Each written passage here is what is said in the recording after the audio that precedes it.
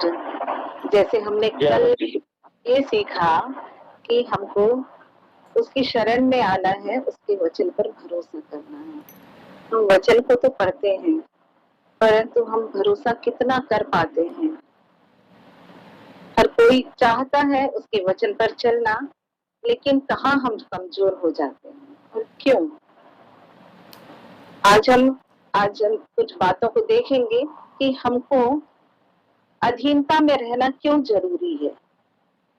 किसी के अधीन रहने की बात अगर वचन में लिखा होता है तो क्यों जरूरी है? प्रभु हमको क्यों अधीनता में रखना चाहता है और अधीनता में रख के वो क्या सिखाना चाहता है? क्योंकि हमें सिर्फ उस पर भरोसा रखना है कि उसने जो वादा कर दिया है उसको वो पूरा करेगा। आइए हम बाइबल में से एक वचन को निकालेंगे, एक अध्याय को, निर्गमन उसका 3रा अध्याय। आप सभी निकाल लीजिए।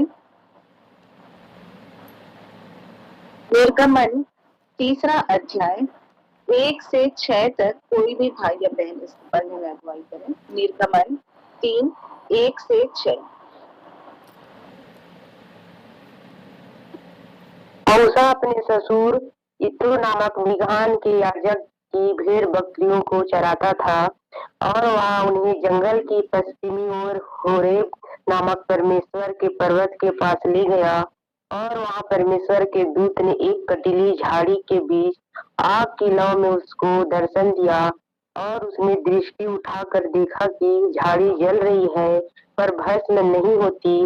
तब मूसा ने कहा, मैं उधर जाकर इस बड़े आश्चर्य को देखूंगा कि वह झाड़ी क्यों नहीं जल जाती।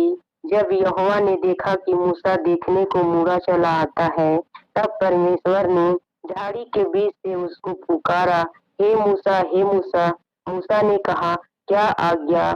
उसने कहा, इधर मत आ और अपने पांवों से जूतियों को उतार दे, क्योंकि जिस स्थान पर तू खड़ा है वह पवित्र भूमि है। फिर उसने कहा, मैं तेरे पिता का परमेश्वर, अब्राहम का परमेश्वर, इसहाक का परमेश्वर और याकूब का परमेश्वर हूँ। तब मूसा ने जो परमेश्वर की ओर देखने से डरता था अपना मुंह ढांप लिया। आमीन। आमीन। हम मूसा के बारे में जानते हैं, मूसा के जन्म की घटना और उसका पालन पोषण कहाँ हुआ, ये सब बातों को हम जानते हैं। और उसके विवाह तक की बात आगे 1 से लेकर 2 तक के अध्याय में है। और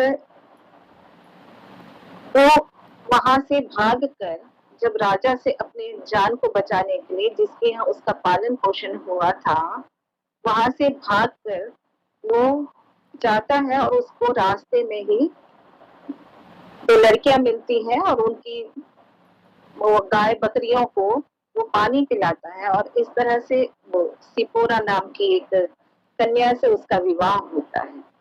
यहाँ पर मेरा टॉपिक उसके विवाह की बात नहीं है, पर वो अपने ससुर की, यहाँ पर हम वचन में हमने पढ़ा कि वो अपने ससुर की भेड़ बकरियों को चरा रहा था। जब ये घटना घटी है, जब वो जलती हुई झाड़ी को देख रहा है, वो घटना वो जब अपने ससुर की भेड़ बकरियों को लेकर जंगल में जा रहा था, तब उसको दिखा।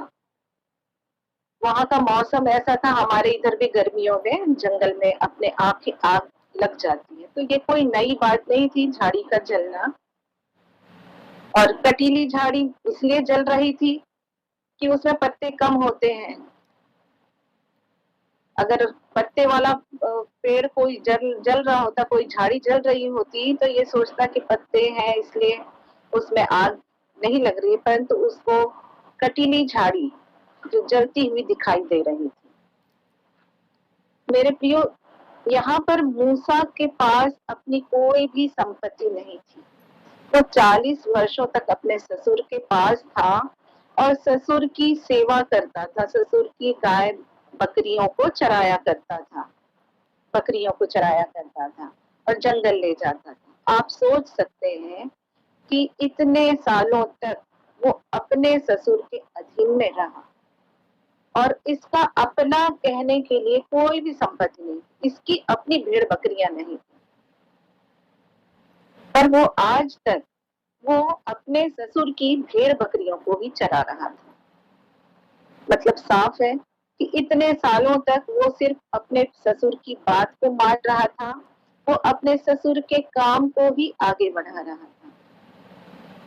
कभी कभी हम भी अपने जीवन में उस उद्देश्य को नहीं समझ पाते हैं कि हम हमारे आगे बढ़ने के लिए हमारे लिए प्रभु की क्या योजना है।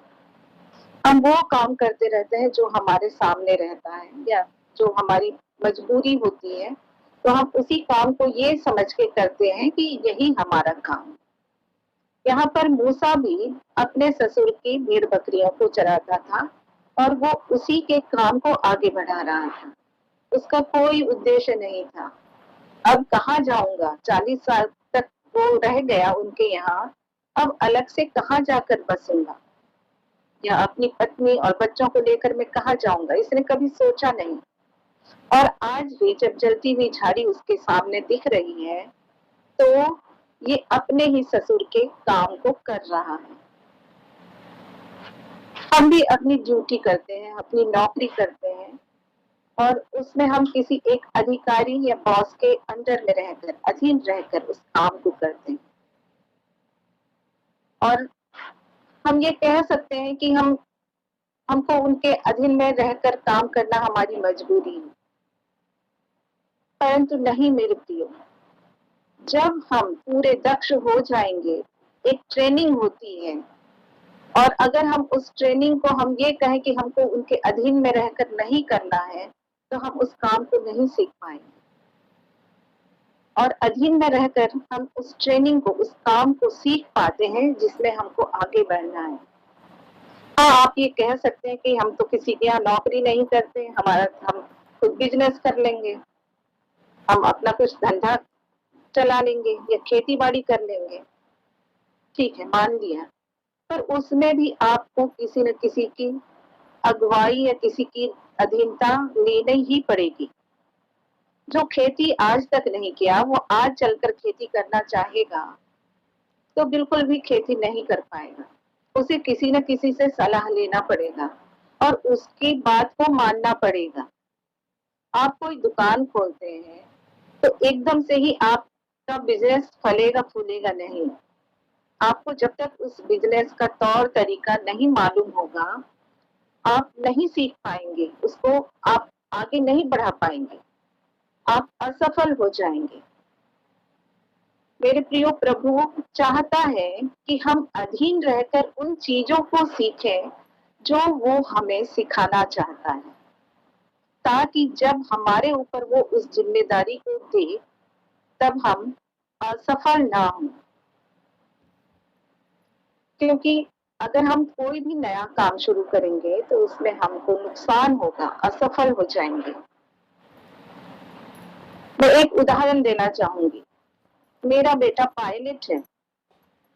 जाते ही उसको किसी ने एरोप्लेन में बैठाकर कॉकपिट पे नहीं छोड़ा होगा, उसको कई कठिन ट्रेनिंग में से गुजरना पड़ा होगा।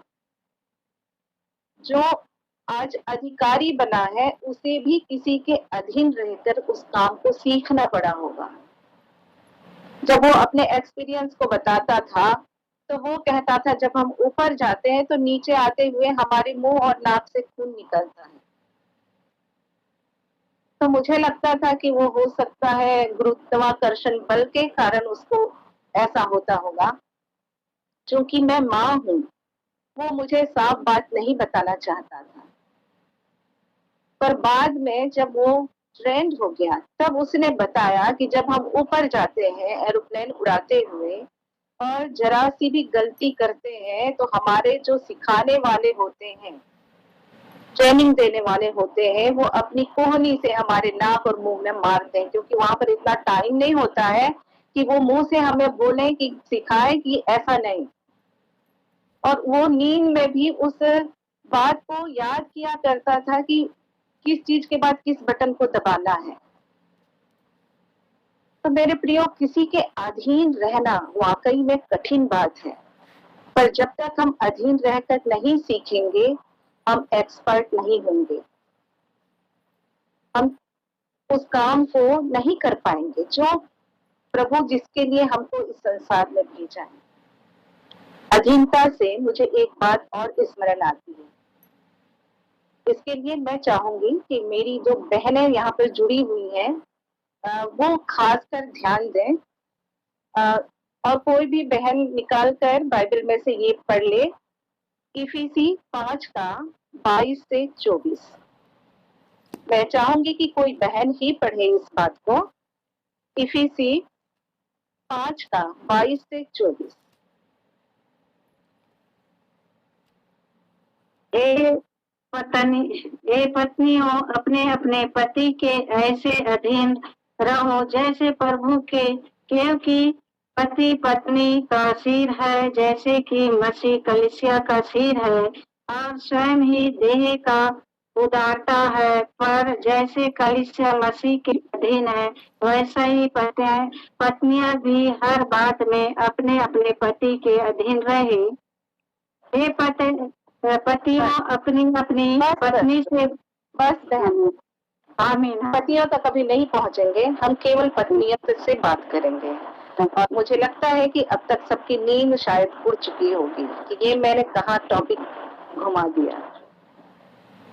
केवल पत्नियां ही पति के अधीन रहें। हो सकता है मैंने गलत पढ़ा। हे पत्नियों, अपने अच्छे पति के अधीन रहें, ऐसा लिखा है वचन में। बताएं आप लोग।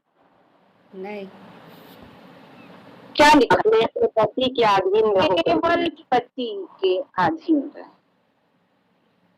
आगे एक वचन और मैं पढ़ाना चाहूंगी। कोई बहन कुलूसी 3 का 18 पढ़े।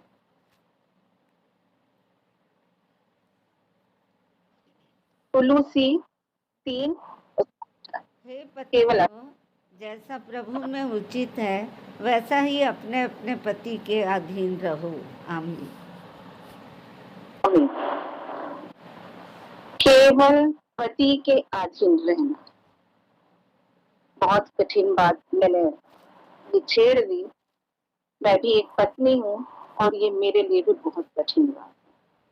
परंतु जब तक हम इस बात को अंगीकार नहीं करेंगे, तब तक हम अपने ही आशीषों को अपने परिवार में आने से रोकते रहेंगे। आज मैं सोचती हूँ कि अगर हम 30 लोग जुड़े हैं तो कम से कम 10 लोगों के परिवार में मनमुटाव और पति पत्नी के बीच अनबन है। आप कहेंगे कि पतियों के लिए भी तो कुछ लिखा है। बिल्कुल लिखा है, पर क्यों न हम अपने से शुरुआत करें, क्यों न हम उस बात को अंगीकार करें। मेरे प्रियो, प्रभु ने कहा है जैसे कलीसिया का सिर परमेश्वर है, प्रभु यीशु है, वैसे ही पत्नी का सिर पति है। ये मैं अपनी तरफ से एक भी शब्द नहीं बोल रही हूँ।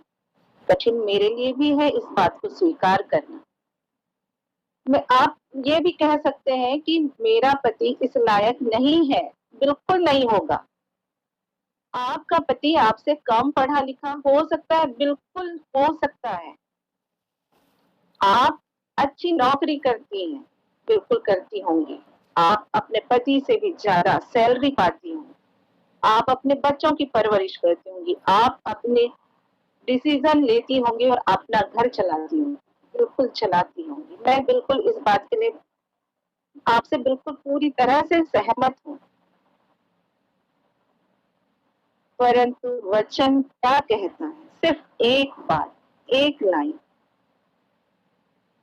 कि अपने पति के अधीन रहो। हम इस वचन को झुठला नहीं सकते। आप कहेंगे कि ऐसा कैसे हो सकता है, तो फिर ठीक है, आज से हम अपने सिर को पैर में रखें और पैर को अपने सिर पे रखें और अपने जीवन को चलाएं।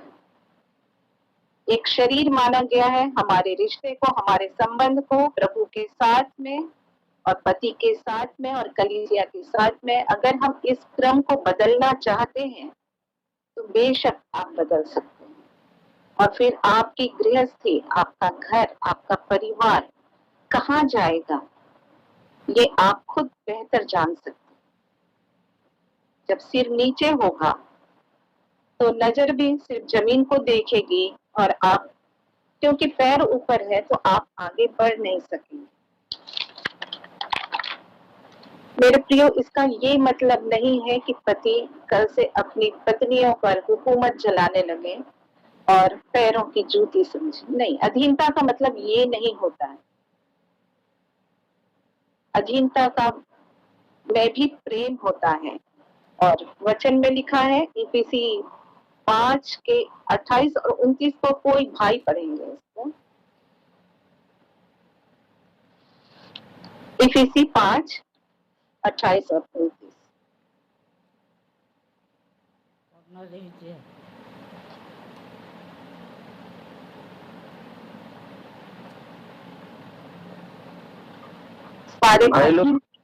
भाई लोग कोई नहीं है क्या?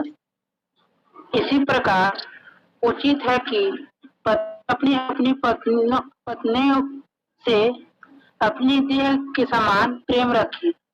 जो अपनी पत्नी से प्रेम रखता है वह अपने आप से प्रेम रखता है, क्योंकि किसी ने कभी अपने शरीर से बैर नहीं रखा, वरन उसका पालन पोषण करता है, जैसा मसीह भी कलीसिया के साथ करता है। आमीन। धन्यवाद भाई।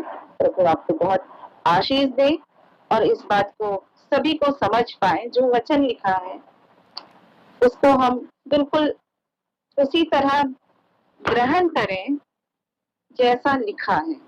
मेरे प्रियो, अगर हम विश्वास नहीं करेंगे प्रभु के वचन में, आपका सोच रहे होंगे कि मेरा पति शराब पीता है, मारता है, पीटता है, बिल्कुल हो सकता है, लेकिन हम दूसरी बात में जाने से पहले केवल और केवल एक बात को स्वीकार करें कि प्रभु ने कहा है, परमेश्वर ने कहा है कि हे पत्नियों अपने पति के अधीन रहो। बाकी बातें वो लोग जान लें जिनके लिए दूसरे आदेश लिखे हुए हैं। हम अपना काम करें।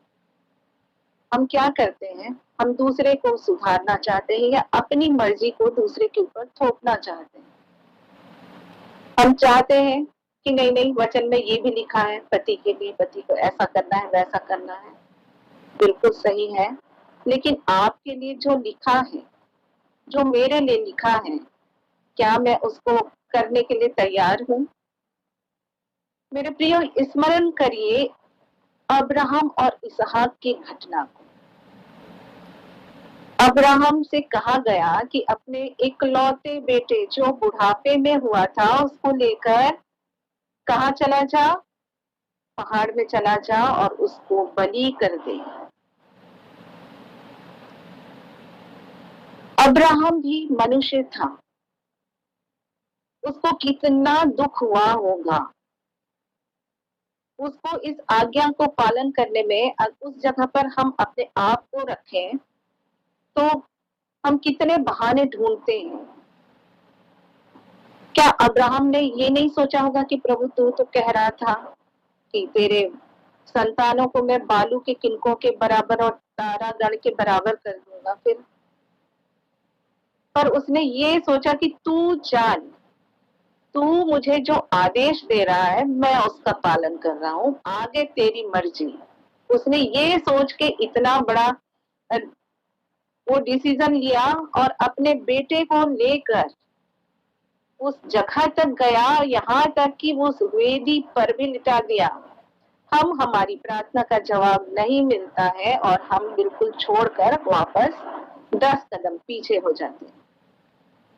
मैंने मांगा, प्रभु ने नहीं दिया, अब मैं प्रभु की आराधना नहीं करूंगी, मैं उसकी उपासना नहीं करूंगी, अब मैं किसी भी मीटिंग में नहीं जाऊंगी, मैं उसका गाना भी नहीं गाऊंगी, मैं उसकी आराधना नहीं करूंगी, जो करना है वो करता रहे।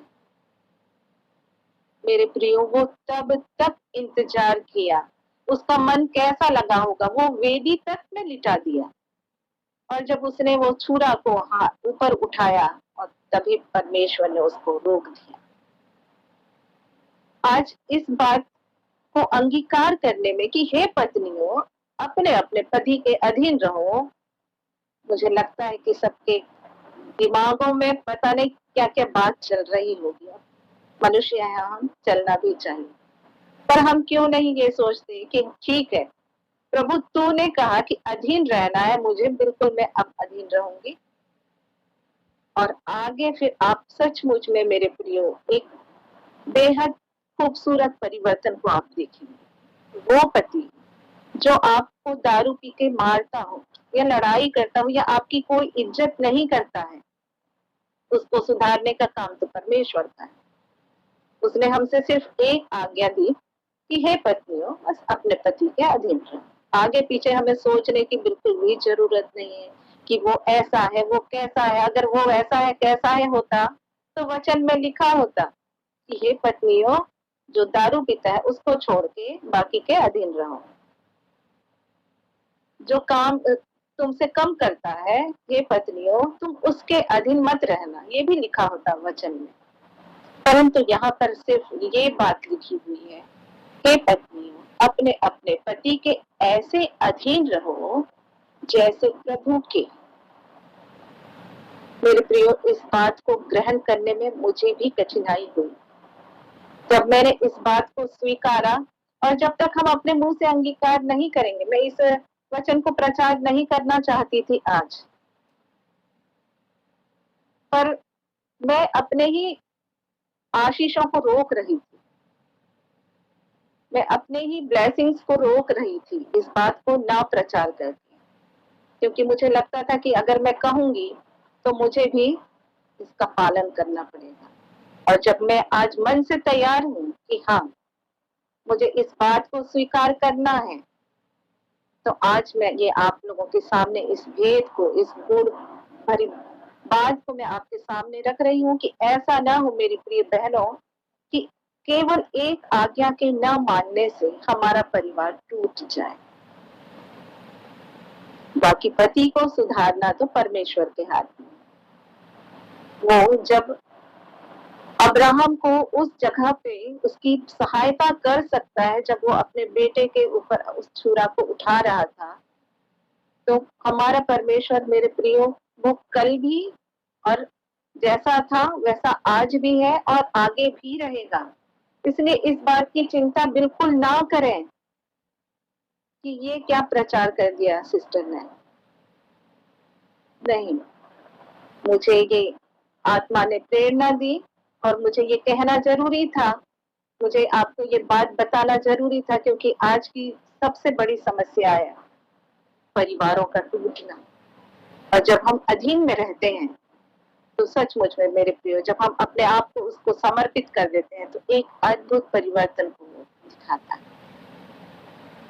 40 साल तक मूसा अपने ससुर के अधीन रहा और देखिए प्रभु ने उसको, परमेश्वर ने उसको दर्शन दिया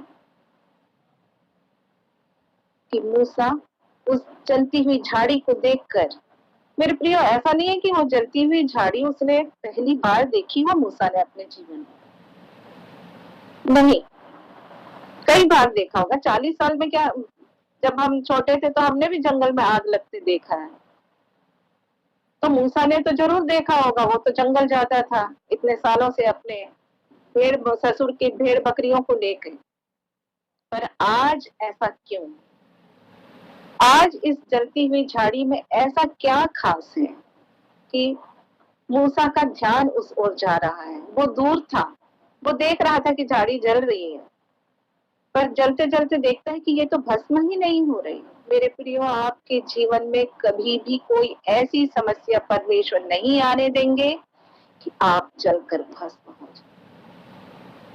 जब आपका ध्यान उसकी ओर नहीं होगा तभी आपके जीवन में ऐसी जलती हुई झाड़ियां दिखाई देंगी, आएंगी, आपको तोड़ेंगी, आपको सचेत करेंगी, परंतु नष्ट नहीं करेंगी, क्योंकि हमारा परमेश्वर नाश करने वाला नहीं परंतु बचाने वाला पिता परमेश्वर।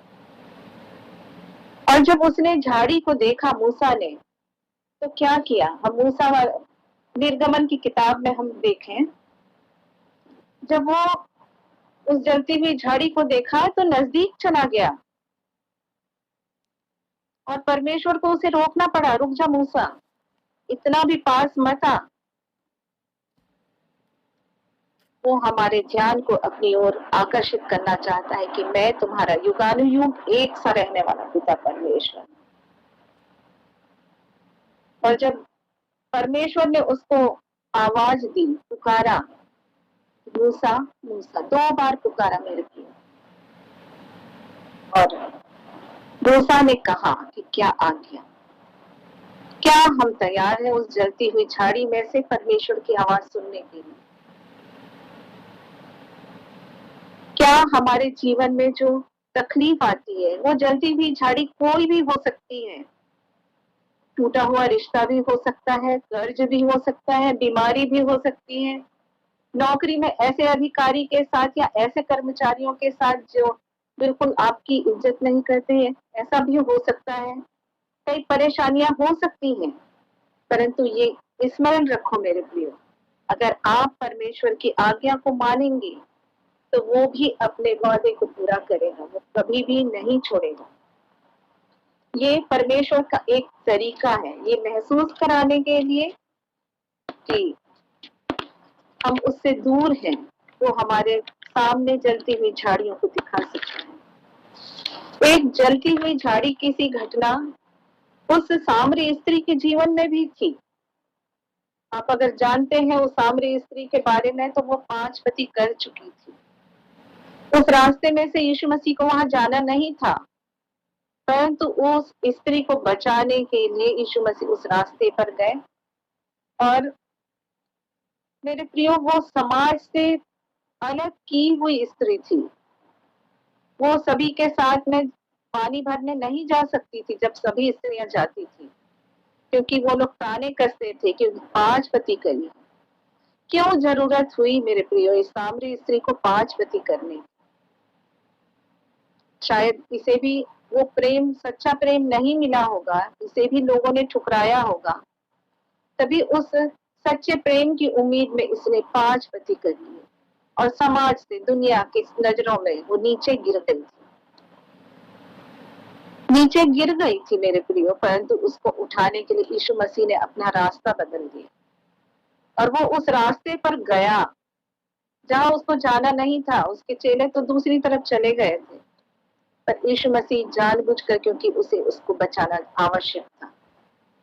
आप बिल्कुल ये मत सोचिए कि हमारे ऊपर समस्या है या हमारा पति इतना कठोर है वो बदल ही नहीं सकता,